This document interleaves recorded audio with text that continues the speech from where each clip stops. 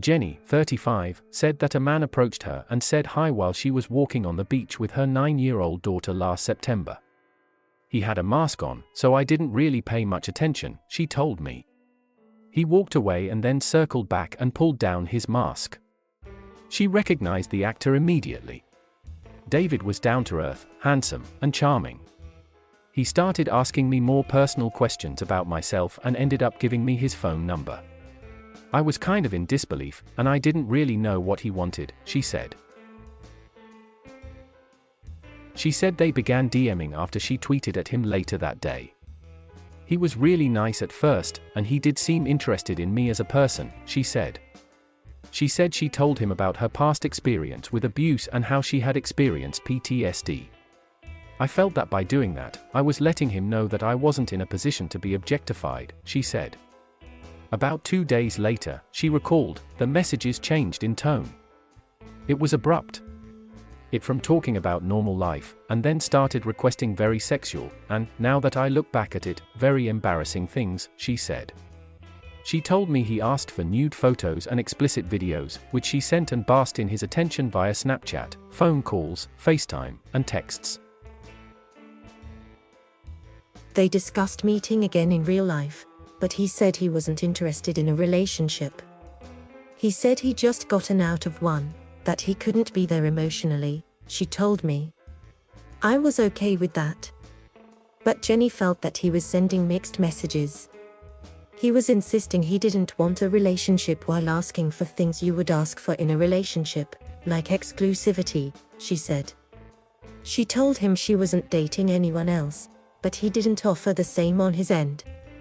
He also asked her not to tell any of her friends about what they were doing. He was a really private person and he values his privacy, which I understand because he's a public figure. But it was also a level of secrecy that made me feel uncomfortable, she said. Then, she recalled, he asked for something new.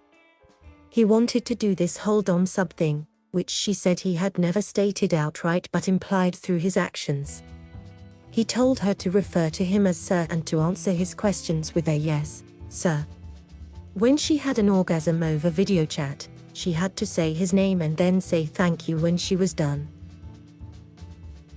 Later, she said, he started pestering her for increasingly explicit photos and videos. If she had raised any concerns, she said, rather than address how he was making her feel, he would say things like, you were okay with it. It really messed with my head the whole time because he kept insisting he didn't want a relationship, but he kept contacting me for months.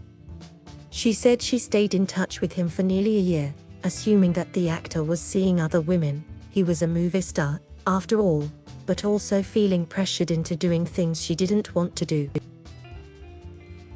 Stories like Jenny's are emblematic of the messy post-Me Too debates swelling around sex, power, and agency, especially in celebrity-civilian encounters. More and more stories are popping up on social media about these interactions and the complicated feelings women have about them, particularly around expectations of honesty. And perhaps most crucially, women now feel more comfortable uniting with each other to call out the power imbalances. But not everyone agrees on the most effective way to do it or how best to untangle the thorny questions that arise.